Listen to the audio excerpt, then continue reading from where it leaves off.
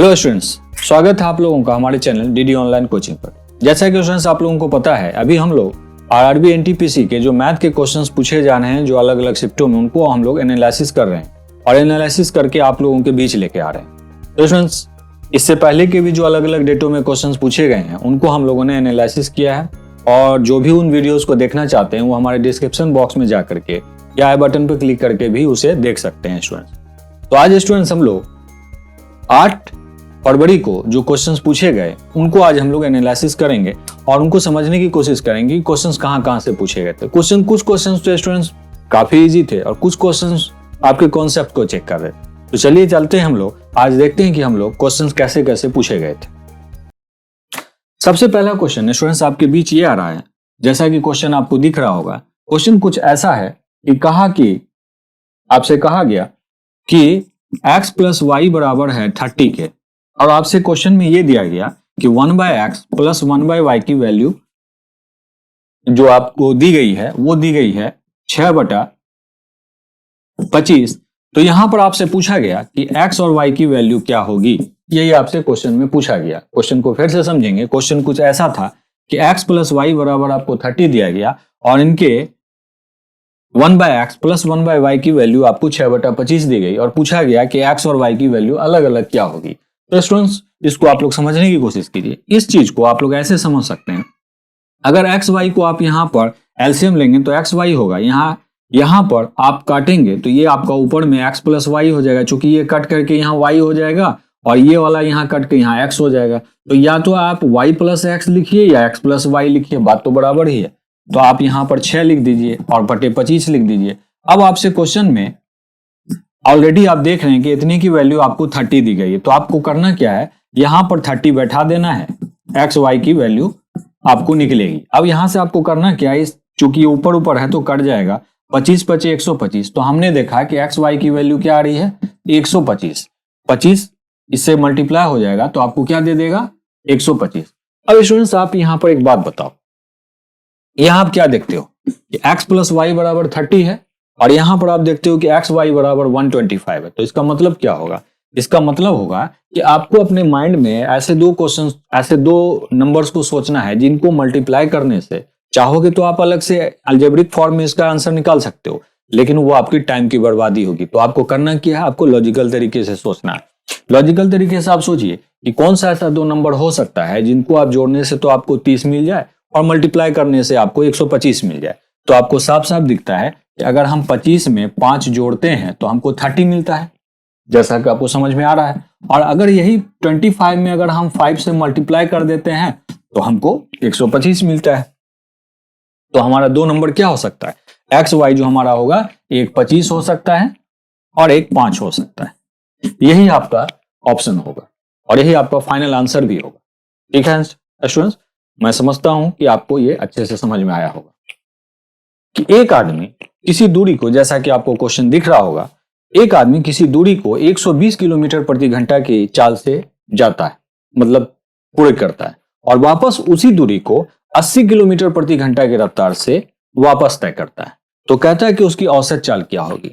Students question को समझेंगे। कहता है कि एक कोई आदमी एक निश्चित दूरी को, जैसे मान लीजिए कि आपकी यहां से वो आदमी चला और यहां तक इसकी दूरी है। अब यहां से यहां तक की दूरी को उसने 120 किलोमीटर प्रति घंटा के रफ्तार से तय किया, और फिर वापस जब वो इधर से इधर आया, यानी इधर जाने में तो उसने अपनी चाल 120 किलोमीटर प्रति घंटा रखी, और जब इसी दूरी को इसने यहां वापस तय किया तो 80 किलोमीटर प्रति घंटा के रफ्तार से रखी। तो इस पूरे ही स्थिति में पूछता है कि उसकी औसत चाल क्या रही। तो याद रखेंगे कि औसत चाल जो होता है, एवरेज स्पीड, आप चाहेंगे तो इसको ऐसे फॉर्मेट में बना सकते हैं, जैसे कि मान लीजिए कि आपने कहा कि यहां से यहां तक की दूरी को आपने x मान लिया कि x। अब स्टूडेंट्स आपको पता है एक बात कि एवरेज स्पीड यानी औसत चाल बराबर क्या होती है, कुल दूरी और बटे कुल समय। अब आप एक बात बताओ, यहां से यहां तक की दूरी x है और फिर यहां से यहां तक की दूरी भी x ही होगी, तो हम कहेंगे कि कुल दूरी क्या हो जाएगी, कुल दूरी बराबर हो जाएगी आपकी x 2x। अब कुल लगा समय कितना, पूछ रहा है कि समय कितना लगा। तो समय पहली वाली स्थिति में क्या हो जाएगी, पहली वाली स्थिति में हो जाएगी कि दूरी जब वो इधर से इधर चला था तो कुल दूरी थी x और उसकी चाल क्या थी 120, आप यहाँ लिख लीजिए 120। फिर ये पहले इधर से इधर चलने में जो समय लगा, अब आपको पता है कि समय बराबर क्या होता है, दूरी बटा चाल। तो ये दूरी है, ये चाल है। अब दूसरी स्थिति में अब उसको क्या मतलब समय लगा होगा, जब वो इधर से इधर आया होगा तो फिर दूरी तो वही सेम टू सेम ही रहा, दूरी तो बदला नहीं। अब आपको करना क्या था कि चाल थी 180, तो अब आप कहेंगे कि कुल समय कितना लग जाएगा, ये पूरा का पूरा समय लगेगा। तो आप क्या करेंगे, इस समय से इसको दोनों, यानी कि कुल समय यही होता है औसत चाल का, यानी कि कुल दूरी तो आपका ये यहाँ 2x हुआ ही था। अब इसको हटा दीजिए आप, अब ये नहीं करके आप डायरेक्ट लिख दीजिए एवरेज स्पीड यानी कि औसत चाल। ये तो मैंने कुल दूरी के लिए 2x लिखा था, तो अब आपको समझ में आ गया कुल दूरी बराबर होता है, औसत चाल बराबर होता है कुल दूरी बटा कुल समय। तो कुल समय जाने में लगा समय, वापस आने में लगा समय, दोनों समय को जोड़ दीजिए। अब आप इसको सॉल्व कर लीजिए, तो अब आपको यहाँ पर क्या दिखेगा, आप फाइनली इसको ऐसे समझ सकते हैं। जैसे अब आप इसको, मैं तोड़ता नहीं हूं, मैं डायरेक्ट ही, कोई एलसीएम नहीं लेता हूं, मैं डायरेक्ट ही लिख देता हूं। यहां पर क्या होगा, ये 2x और यहां पर ये 120 आप ऐसे करके जोड़ दीजिए। 120 ये जो होगा 120 ऊपर चला जाएगा और ये 80 ऐसे आ जाएगा, ठीक है। अब उसके बाद ये 80 इधर चला जाएगा, 120 इधर, तो 80 और 120 क्या हो जाएगा 200x, क्योंकि x भी तो आप लेंगे, तो यहां से ये x कट जाएगा। अब यहां से इसको काट देंगे, ठीक है, और फिर यहां से इसको भी काट देंगे। अब यहां से आप क्या करेंगे, इस दो को भी काट देंगे, तो 12 × 96। तो आपने देखा कि 96 किलोमीटर प्रति घंटा उसकी एवरेज स्पीड आई। तो स्टूडेंट्स याद रखेंगे, ये एक्स वाई के चक्कर में आपको नहीं पड़ना है। इसका सिंपल सा तरीका क्या होता है आप देख लीजिए। जब भी आपसे पूछा जाए ना औसत चाल निकालने के लिए, तो आप ऐसे सॉल्व नहीं करेंगे। आपको सॉल्व कैसे करना है यहां मैं बता रहा हूं। एवरेज स्पीड यानी कि औसत चाल बराबर होता है, आपको सिंपली हमेशा जब भी ऐसे क्वेश्चन पूछे जाए आपको ऐसे सॉल्व करना है। आप यहाँ सीधे सीधे 2 लिख दीजिए और इधर से जाने में चाल क्या थी 120, उसको आप ऐसे लिख दीजिए, और इधर से जाने में चाल क्या थी 80, और नीचे दोनों चालों को जोड़ दीजिए। 120 और 80 क्या हो जाएगा 200। आपका ये जीरो ये 2 कट गया, आपका सीधा सीधा 12 × 96। तो कहने का मतलब हुआ कि जब भी आपसे पूछा जाए एवरेज स्पीड इस तरह के क्वेश्चंस में, तो उसका फॉर्मेट क्या बनेगा आपका, एवरेज स्पीड बराबर 2 × x × y, x + y।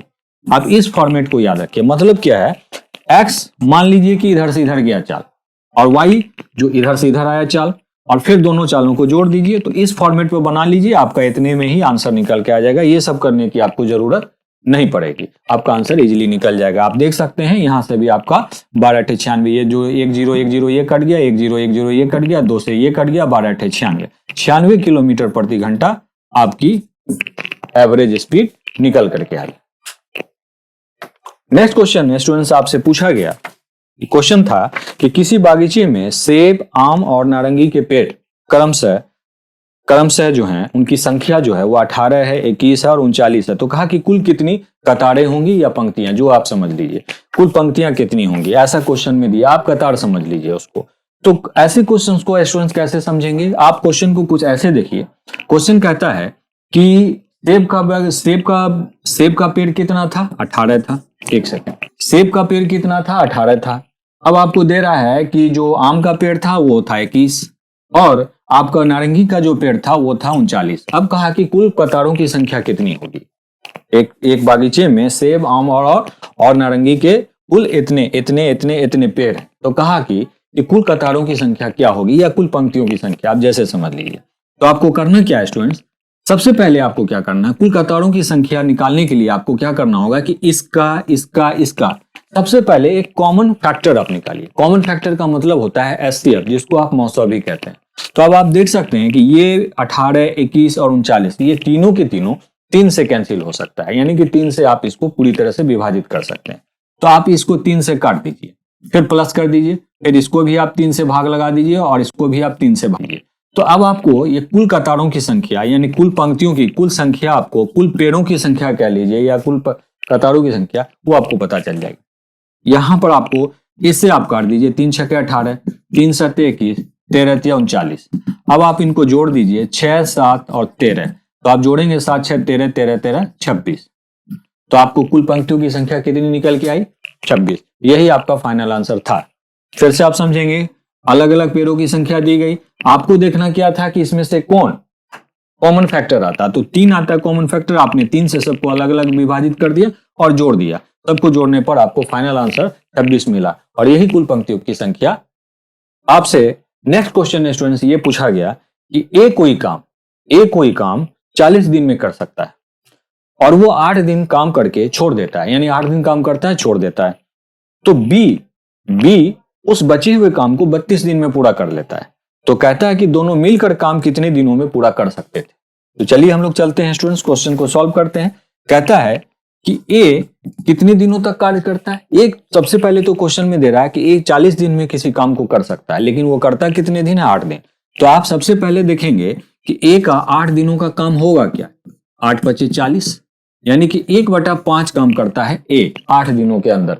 ठीक, तो अब सवाल है कि शेष कार्य कितना बचा। शेष कार्य हो गया, साफ साफ देख रहे हैं कि 1/5 काम कर दिया, तो यानी कि 4/5 काम शेष रह गया। अब इसी 4/5 काम को कौन पूरा करता है, बी पूरा करता है। और कितने दिनों में पूरा करता है, 32 दिनों में। तो आप सिंपली ये ऐसे समझ लीजिए कि ये जो 4 काम, क्वेश्चन तो ऐसा ही दे रहा है ना कि बचे हुए काम को बी पूरा करता है 32 दिनों में, तो बचा हुआ काम तो इतना रह गया, चूंकि इतना काम तो ए कर चुका था। अब वो उसके 8 दिन करने के बाद वो चला जाता है, तो इतना काम पूरा करेगा बी, तो बी कितना दिन लेगा, इतने से काम के लिए वो 32 दिन लेता है। तो सिंपल सी बात है, तो ए बी को वही काम करने में अकेले कितना दिन लगेगा। अकेले कर सकता था तो हम कह सकते थे कि 32 × 5 और बटे 4, 4 × 8 = 32। तो हम कहेंगे कि बी को भी वही 40 दिन लगा, बी को भी 40 ही दिन लगेगा उस काम को करने में। और ए तो ऑलरेडी आपको क्वेश्चन में गिवन है कि ए भी 40 दिनों में करता है।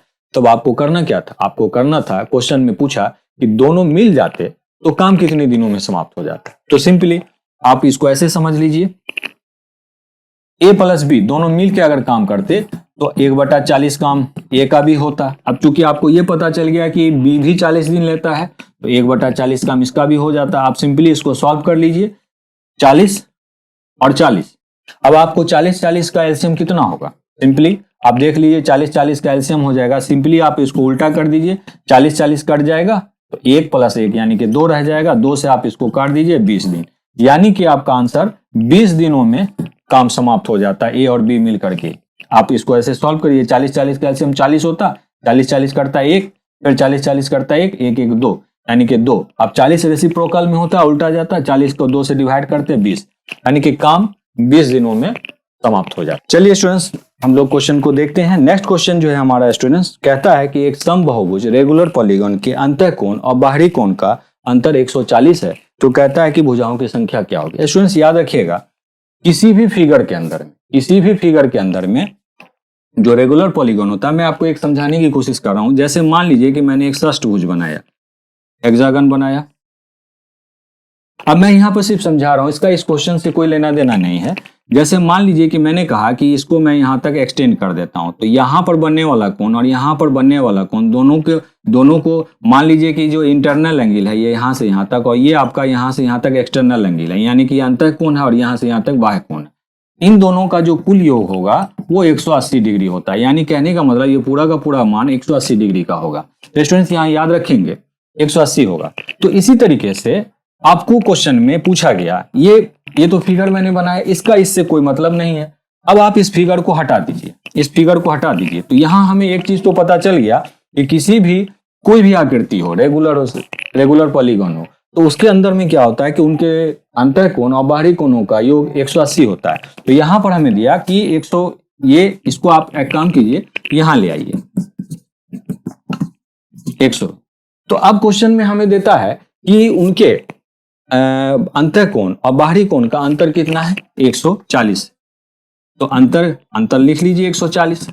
अब आपको करना क्या है कि इन दोनों को सबको घटा देना, तो घटाएंगे, ये प्लस हो जाएगा, ये माइनस हो जाएगा, ये x कट गया, ये 2y हो जाएगा, क्योंकि y आप ध्यान रखेंगे y हमारा बाह्य कोण है, बाहरी कोण है, और x अंटेरियर एंगल है यानी अंतःकोण है। इन दोनों का अंतर 40 हो जाएगा, 2 से आप इसको काट दीजिए 20, यानी कि y का मान हमारा हो गया 20 डिग्री। अब क्वेश्चन में पूछा गया कि कुल भुजाओं की संख्या क्या होगी। तो याद रखिए स्टूडेंट्स, भुजाओं की संख्या बराबर होती है, भुजाओं की संख्या आप कैसे करेंगे, प्रत्येक बाह्य कोण जो होता है, बाह्य कोण बराबर होता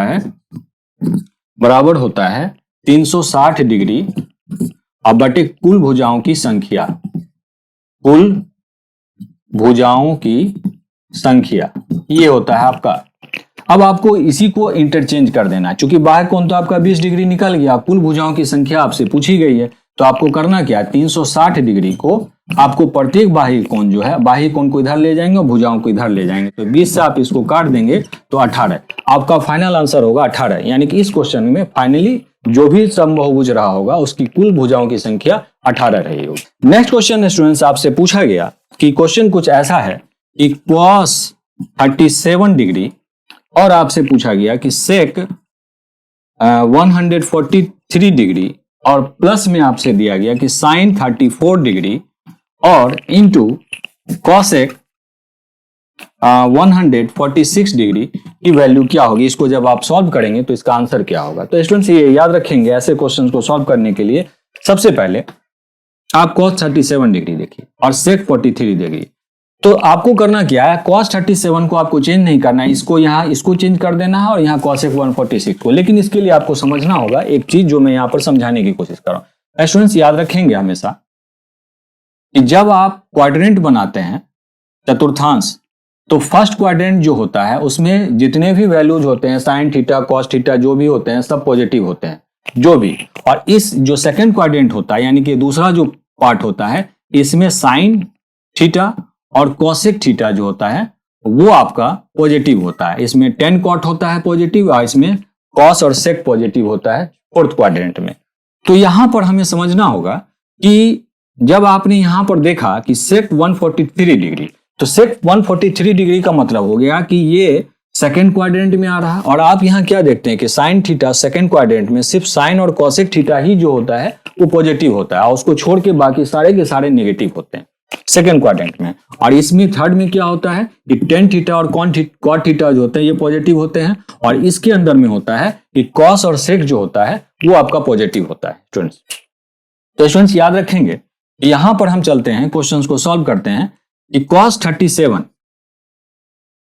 तो अगर मुझे इसको चेंज करना है, सपोज दैट मुझे sec थीटा को लाना है, तो sec थीटा बराबर मैं क्या लिखूंगा 180 में 37 डिग्री मैं माइनस कर दूंगा, क्योंकि 180 में आप 37 माइनस करेंगे तभी 143 आएगा।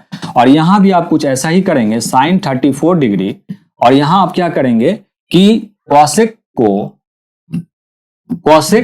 180 डिग्री और माइनस में आप कर देंगे 34 डिग्री। तो चूंकि 180 में 34 घटाएंगे तो 146 आ जाएगा और यहां भी आपको 180 में 37 घटाएंगे तो 143 आ जाएगा। अब होता क्या है स्टूडेंट्स कि cos 37 तो आपका वैसे का वैसा ही रहा और ये sec यहां पर जब आप चेंज करेंगे तो ये हो जाएगा माइनस sec 37 डिग्री और यहां पर क्या हो जाएगा कि sin 34 डिग्री और ये जो आपका हो जाएगा ये हो जाएगा आपका cosec 34 डिग्री। अब आप कहेंगे कि ये हमने माइनस में क्यों रखा, क्योंकि इसकी वजह आपको यहां पर मैंने बताई कि जो सेकंड क्वाड्रेंट में जब आप जाते हैं तो सिर्फ साइन और cosec का ही मान जो होता है वो पॉजिटिव होता है, बाकी सारे निगेटिव होते हैं। तो क्लियर है कि sec यानी कि आप इसको ऐसे समझ लीजिए, मैं यहां पर समझा रहा हूं कि जब आप सेकंड क्वाड्रेंट में आते हैं तो sec ऐसे लिखा हो अगर 180 माइनस थीटा, तो इसका मतलब है कि सेकंड क्वाड्रेंट में जाता है, तो इसको आप ऐसे लिखते हैं sec थीटा, ऐसे लिखते हैं। ठीक उसी तरीके से जब आपको अगर यहां पर लिखना हो कि आपको लिखा हो कि cosec 180 माइनस थीटा, तो ये भी सेकंड क्वाड्रेंट में जा रहा है और आपको जैसा यहां दिख रहा है कि सेकंड क्वाड्रेंट में cosec ऑलवेज पॉजिटिव होता है, तो आप इसको क्या लिखेंगे cosec थीटा। तो ये दो रिलेशन को आपको याद रखना है, आपका क्वेश्चन इजीली बन जाएगा। अब आप यहां पर इसको सॉल्व कर लीजिए। तो यहां पर आप क्या देखते हैं इस sec का अपोजिट होता है कौन, cos। sec का अपोजिट यानी कि आप ऐसे समझिए sin थीटा बराबर होता है 1/cos थीटा के, तो सॉरी साइन नहीं मतलब cos थीटा बराबर होता है sec थीटा के, cos थीटा बराबर होता है sec थीटा के। मतलब कैसे, जैसे अगर मैंने कहा कि cos थीटा है तो इसको आप 1/sec थीटा भी लिख सकते हैं, या sec थीटा यहां ले जाएंगे तो 1/cos थीटा लिख सकते हैं। तो इंटरचेंज करने पर तो यहां पर क्या होगा, इन दोनों की वैल्यू सेम हो जाएगी, तो इसका मान कितना हो जाएगा, ये और ये दोनों कट जाएगा। जब आप इसको चेंज करेंगे तो ये 1/cos यानी कि 1/cos 37 डिग्री हो जाएगा और ये चूंकि माइनस में है तो -1/cos 37 आ जाएगा। तो यहाँ ये प्लस वाला ये माइनस वाला, कहने का सेंस ये है, मैं यहाँ पर आपको समझा रहा हूं, आप समझिएगा। cos 37 डिग्री, इसको आप कुछ ऐसा लिख सकते हैं, cos 37 डिग्री। तो अब आप देख रहे हैं कि ये और ये दोनों प्लस माइनस है, तो यहाँ की वैल्यू माइनस में आ गई और -1 आ गई। अब यहाँ पर आप क्या देखते हैं, यहाँ पर sin 34, तो इसको आप cosec 34 क्या होता है, 1/sin थीटा के होता है। cosec 34 है ना, तो cosec थीटा बराबर होता है 1/sin थीटा। तो उसी तरीके से जब आप इसको लिखेंगे तो 1/sin 34 डिग्री लिखेंगे, तो ये दोनों कट जाएगा, तो ये क्या दे देगा 1। तो ये प्लस वाला और माइनस वाला दोनों कट जाएगा, तो इसकी वैल्यू क्या आ जाएगी 0। इसका फाइनल आंसर आपका 0 हो जाएगा। तो इसमें मेन जो समझने वाली बात थी कि आपको क्वाड्रेंट समझना था यहाँ पर, ये क्वाड्रेंट सेकंड में जा रहा है और सेक ऑलवेज जब भी सेकंड क्वाड्रेंट में जाता है तो -sec थीटा हो जाता है। बट जब बात कोसेक की आती है तो कोसेक पॉजिटिव होता है सेकंड क्वाड्रेंट में, जो मैंने यहाँ पर लिख दिया था। ठीक है, मुझे उम्मीद है कि आपको ये क्वेश्चन अच्छे से समझ में आया होगा। नेक्स्ट क्वेश्चन स्टूडेंट्स आपसे पूछा गया कि कुछ ऐसा था कि प्रथम 10 प्राकृतिक संख्याओं के घनों का योग क्या होगा। प्रथम 10 प्राकृतिक संख्या के घनों का योग क्या होगा। जैसा कि आपको क्वेश्चन दिख रहा होगा, तो योग बराबर स्टूडेंट्स याद रख लेंगे, योग बराबर आपका होगा 10 प्राकृतिक संख्या। योग प्रथम प्राकृतिक संख्याओं के घनों का योग का फॉर्मूला होता है n+1/2 और इन सब का होल स्क्वायर। तो आपसे पूछा गया प्रथम 10 प्राकृतिक संख्याओं के घनों का योग, तो आपको करना क्या था, 10 लिख देना था, 10 + 1 11 और यहाँ बटा 2 आपको करना था, ये स्क्वायर 2 × 5 = 10, 11 × 5 = 55। तो 55 का स्क्वायर क्या होता है स्टूडेंट्स, 3025 होता है।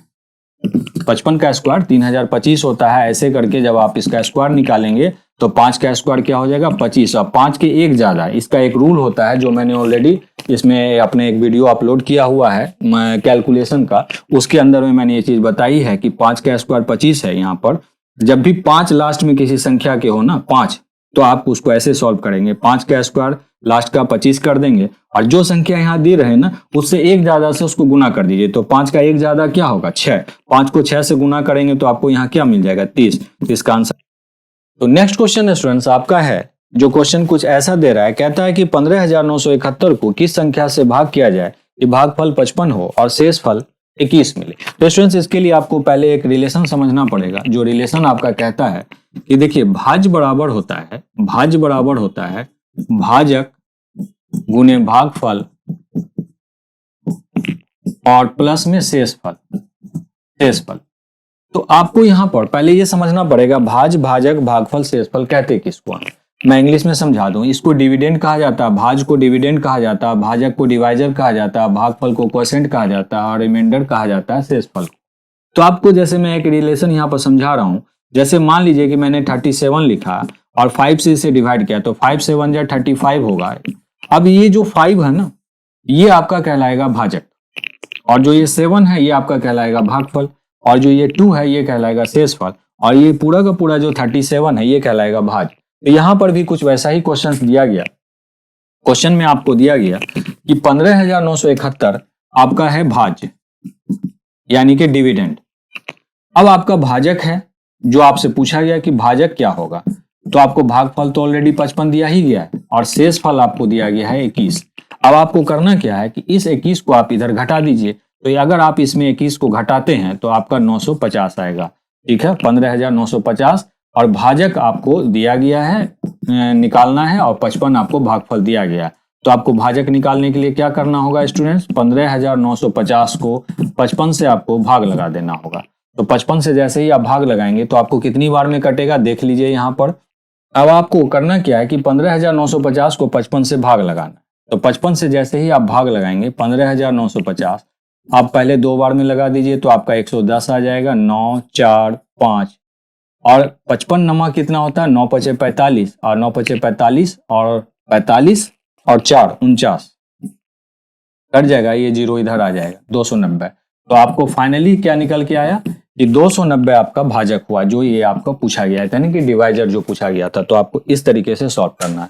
आप इसको जब अगर आपको ये फॉर्मेट पता होता तो आप इसको शॉर्ट में भी कर सकते थे। वो कैसे करते हैं स्टूडेंट्स, 15,971 में आप सीधे 21 माइनस कर देते और उसके बाद सीधे आप इसको 55 से भाग लगा देते। ऐसा भी कर सकते थे। अगर आपको ये रिलेशन पता होता तो आप शॉर्ट फॉर्म में ऐसा भी कर सकते थे जो मैंने बताया। इसमें ये शेषफल माइनस कर दीजिए और सीधे भाजक से ये मतलब भागफल से भाग लगा दीजिए, तो आपको ये भाजक निकल करके आ जाएगा। ये सिर्फ समझाने के लिए दिया कि ऐसा हुआ क्यों। शॉर्ट में आप हमेशा ऐसे बनाएंगे। नेक्स्ट क्वेश्चन आपसे स्टूडेंट्स पूछा गया कि दो संख्याओं का अंतर 1 है और उनका एलसीएम और एचसीएफ का गुणनफल 72 है, तो कहता है कि वह संख्या क्या है।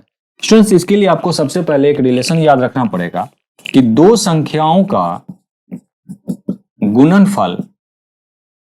गुणनफल बराबर होता है उस संख्या के एलसीएम और एचसीएफ के गुणनफल के बराबर होता है। दो संख्याओं का गुणनफल बराबर होता है दो उसी संख्या के एलसीएम और एचसीएफ के गुणनफल के बराबर होगा। तो क्वेश्चन आपको स्टूडेंट्स इसमें ये दे रहा है कि दो संख्याओं का अंतर 1 है और उनके एलसीएम और एचसीएफ का गुणनफल 72 है। तो अगर मान लीजिए कि मैंने कहा कि ये 72 है, तो इसका मतलब होगा कि ये जो दो संख्या होंगे इनका ही गुणनफल 72 होगा। तो अब एक बात आप बताइए मुझे कि आपको समझना है कि कौन सी ऐसी दो संख्या आप लीजिए माइंड में, कौन सी ऐसी दो संख्या लीजिए जिसको मल्टीप्लाई करने से 72 आ जाए, तो वही उसके वही उस संख्या के एलसीएम और एचसीएफ के गुणनफल के बराबर होगा। तो अगर मैंने कहा कि 9 और 8 अगर मैं लेता हूं, तो 9 और 8 अगर मैं यहां लेता कि एक संख्या 9 लेता और यहां पर दूसरी संख्या 8 लेता, तो यहां पर क्या होता है कि 9 और 8 72 हो जाता।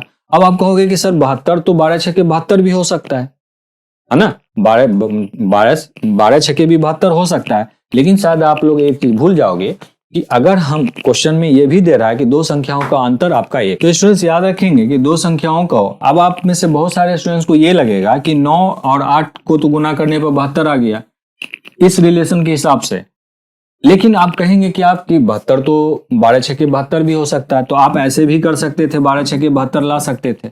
लेकिन शायद आपको ये नहीं समझ में आता, आप 72 लाने के लिए आप 36 गुना 72 भी कर सकते थे, आप 24 या 72 भी कर सकते थे। लेकिन आपको शायद समझ में ये आना चाहिए, क्वेश्चन में साफ साफ दे रहा है कि दोनों संख्याओं का जो अंतर है वो है 1। तो आपको सिर्फ यही एक ऐसा ऑप्शन दिख सकता है जो 9 में 8 घटाने से आपको 1 मिल जाए। क्या इसको घटाने से 1 आता है, 6 का अंतर आता है, इसको घटाने से 34 का अंतर आता है, इसको घटाने से 21 का अंतर आता है। तो हमें अंतर का भी ध्यान रखना है। इसका मेन फंडा यहाँ पर यह था कि आपको ऐसे क्वेश्चंस को ऑप्शन से देख करके भी आप बना सकते थे, क्योंकि ऑप्शन में आपको साफ साफ समझ में आ जाता कि 9 और 8 जो दिया रहता, 9 8 72 और 9 में 8 घटाने से आपको 1 भी आ जाएगा। तो यही आपका राइट आंसर होगा। बनाने के लिए तो आप इसको बेसिक तरीके से भी बना सकते थे, लेकिन वो बेसिक तरीका आपका डिफिकल्टी लेवल क्रिएट करता है। जैसे अगर मान लीजिए कि एक संख्या में x मानता, तो ऑब्वियसली दूसरी संख्या हमारी x+1 होती, क्योंकि एक संख्या ज्यादा है तभी तो अंतर एक का होगा ना अंतर। अब कहता है कि इन दोनों को मल्टीप्लाई करने से 72 आता है। तो अब आप खुद सोच लीजिए कि अगर मैं यहाँ पर 8 रखता तो ऑब्वियसली ये 9 होता, तभी तो एक ज्यादा होगा ना, तो ये 72 हो जाएगा। ऐसे भी आप समझ सकते थे। ये बेसिक तरीके से अगर आप क्वाड्रेटिक इक्वेशन में जाते तो इसका आपको x की वैल्यू आ जाती है x² + x माइनस, मेरे कहने का मतलब है आप इसको ऐसे कर सकते थे x² और प्लस x और -72 बराबर 0। आप ऐसे भी सॉल्व कर सकते थे। तो ये आपको कहीं ना कहीं टाइम वेस्ट कराता और आपको काफी वक्त लगाता है। यानी x² + x करते तो ये आपका इधर रहता, आप 72 को आप इधर ले आते तो ये घातीय समीकरण बन जाता है। तो फाइनल आंसर आपका क्या होगा, 9 और 8। नेक्स्ट क्वेश्चन स्टूडेंट्स, और आज के लिए लास्ट क्वेश्चन आपसे पूछा गया कि 10 वर्ष पहले पति पत्नी का औसत आयु 42 वर्ष था। वर्तमान में पति पत्नी और उनके लड़की की औसत आयु 39 वर्ष है। तो कहता है कि वर्तमान में लड़की की आयु कितनी है। तो स्टूडेंट्स याद रखिएगा, सबसे पहले क्वेश्चन में दे रहा है कि वर्तमान में पति पत्नी और लड़के की जो औसत आयु है वो है 39। तो अभी उनकी यानी कि पति पत्नी और लड़के की कुल आयु होगी कितनी, 39 तिया क्या हो जाएगा 117। ठीक है, यानी कि husband plus wife and plus son, इन तीनों की कुल आयु कितनी हो जाएगी, 117 वर्ष हो जाएगी। ठीक है, चूंकि 39 उनका औसत है तो 3 से मल्टीप्लाई कर देंगे तो आपका 117 उनकी कुल आयु निकल के आ जाएगी। लेकिन कहा गया कि 10 वर्ष पहले हस्बैंड और वाइफ की औसत आयु थी 42 वर्ष। तो 10 वर्ष पहले, तो अभी वर्तमान में अगर मैं जोड़ूं कि अगर सन को हटा दूं यानी बेटे को हटा दूं, तो मैं कहूंगा कि हस्बैंड प्लस वाइफ की 10 वर्ष पहले की जो आयु थी वो वर्तमान आयु तो अभी नहीं करना है, अभी हमें 10 वर्ष पूर्व की लेना है। तो 10 वर्ष पूर्व 42 वर्ष थी उनकी एवरेज आयु, हस्बैंड एंड वाइफ की 10 वर्ष पहले। तो हमें क्या करना होगा, 42 दूना 84 हो जाएगा। अब आप एक बात बताओ कि 10 वर्ष पहले उनकी कुल आयु थी कितनी, दोनों की, हस्बैंड और वाइफ की, 84 वर्ष। अभी वर्तमान में, अभी अगर मैं वर्तमान में, ये 10 वर्ष पहले की आयु आई, तो वर्तमान का मतलब हो गया कि अगर हम सिर्फ हस्बैंड और वाइफ की आयु लेते, इसमें हम 84 में 20 वर्ष और जोड़ते हम। अगर वर्तमान में, ये तो इनका निकल करके आया जो 10 वर्ष पूर्व का है, अभी वर्तमान में सिर्फ अगर हमें हस्बैंड और वाइफ का ही लेना होता तो उसमें 20 वर्ष और हम प्लस करते। क्यों? क्योंकि 10 साल हस्बैंड का जुड़ता और 10 साल वाइफ का जुड़ता, तो 84 प्लस 20 बराबर हो जाता है आपका 104। यानी कहने का मतलब हस्बैंड और वाइफ की कुल आयु जो अभी वर्तमान में आएगी वो आएगी 104। तो आपको करना क्या था, सन की आयु पूछी गई, तो सन की आयु के लिए आप क्या करेंगे, 117 है और हस्बैंड और वाइफ की आयु कितनी निकल के आई है वर्तमान 104, 104 इसमें आप घटा दीजिए तो आपका कुल जो निकल करके आ जाएगा वो 13 वर्ष। तो सन की आयु यानी कि लड़के की जो आयु हो जाएगी वो हो जाएगी आपकी 13 वर्ष। यही आपका फाइनल आंसर था। तो स्टूडेंट्स आज भर के लिए इतना ही। आज हम लोगों ने देखा 8 फरवरी को जो क्वेश्चंस पूछे गए उनको आज हम लोगों ने एनालिसिस किया। अब फिर स्टूडेंट्स मैं आपके बीच नेक्स्ट वीडियो जो लेके आऊंगा, जो 9 तारीख को क्वेश्चंस पूछे जाएंगे अलग अलग शिफ्टों में, मैं उनकी एनालिसिस करवाऊंगा। तो स्टूडेंट्स उम्मीद करता हूं कि आज जो भी क्वेश्चंस मैंने आपको करवाए हैं वो आपके लिए काफी लाभदायक साबित हो। आने वाले स्टूडेंट्स के लिए आप लोग हमारे वीडियो से लगातार जुड़े रहें, ऐसे वीडियोज मैं आपके लिए लाता रहूंगा और आपको मैथ के एनालिसिस करवाऊंगा, इससे आप लोगों को काफी फायदा मिलेगा। और स्टूडेंट्स इसके लिए मैं आप लोगों को बस यही कहना चाहता हूं कि आप हमारे चैनल को लाइक करें, सब्सक्राइब करें और जरूरतमंदों तक इन चैनल्स को पहुंचाएं। इससे उनको भी फायदा हो और आपको भी फायदा हो। तो आपका ज्यादा वक्त न लेते हुए स्टूडेंट्स हम लोग मिलते हैं अपने नेक्स्ट वीडियो में। तब तक के लिए थैंक यू वेरी मच।